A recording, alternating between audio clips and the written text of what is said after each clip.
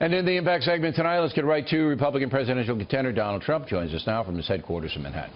First of all, I need some clarity on a few issues. Let's start with the Muslim registry controversy. What do you want there? What's your vision?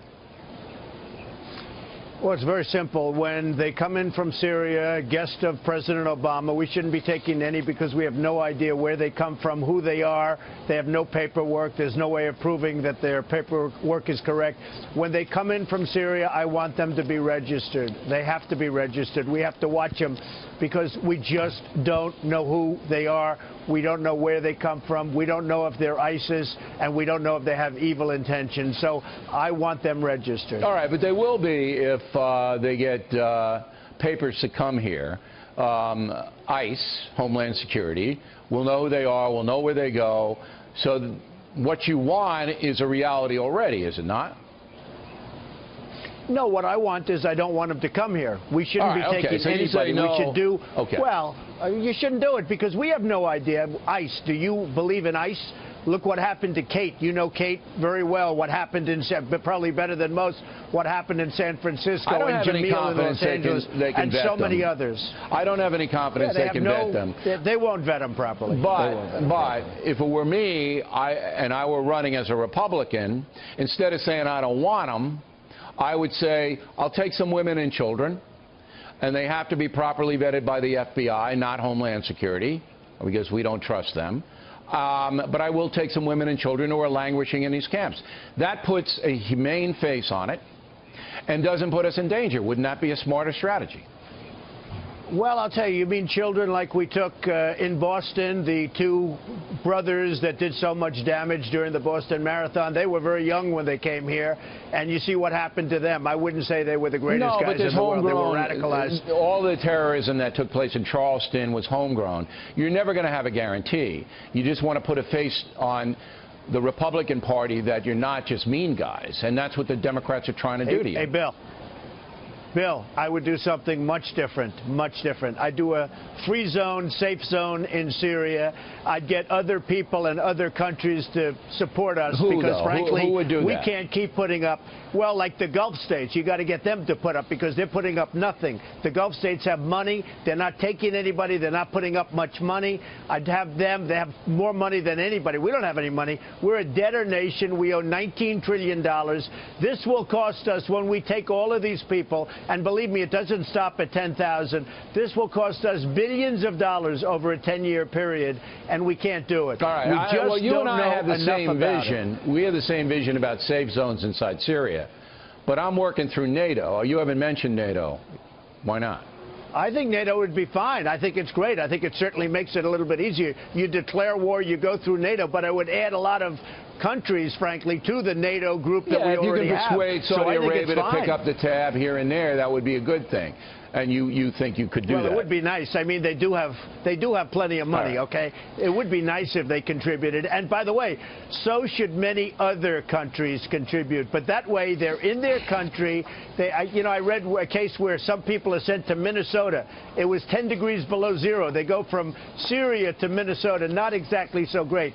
They probably want to be there. You do a safe zone. Well, it doesn't matter what they want. You do a free zone. If you have a safe zone in their own country, they stay there. It doesn't matter what they want.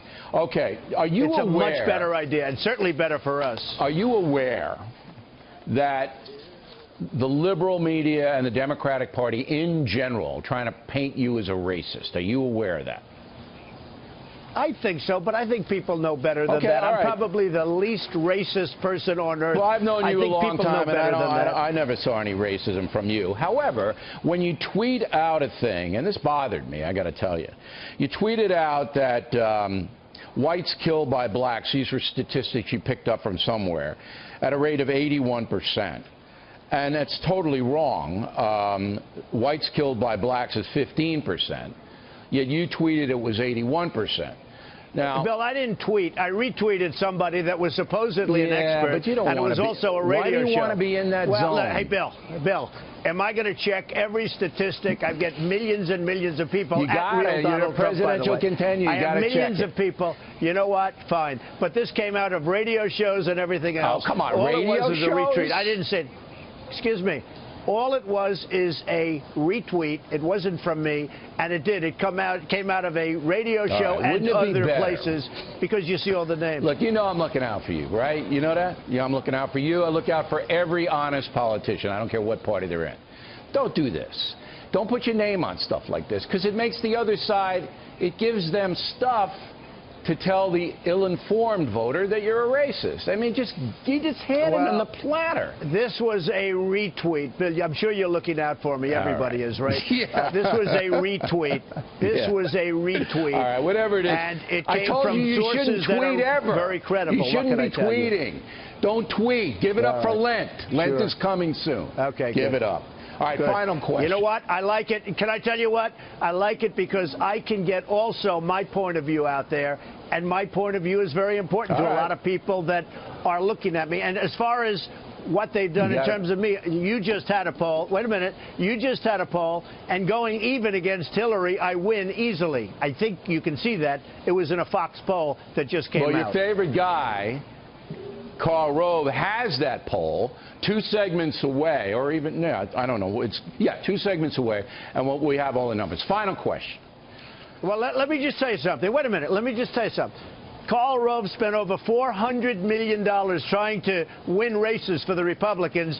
$400 million, he didn't win a race. Why don't you try to win him over? Karl Rove shouldn't even be on your program. Why don't you try to win him over? I don't want to win him over. I don't want to win him. He fought for so many people and lost every single one. I don't have to win him over. I don't want to win him over. Not after what he says about me. He's totally biased. Shouldn't even be on your show. But we have the poll numbers, and they can't be biased because they're just straight numbers.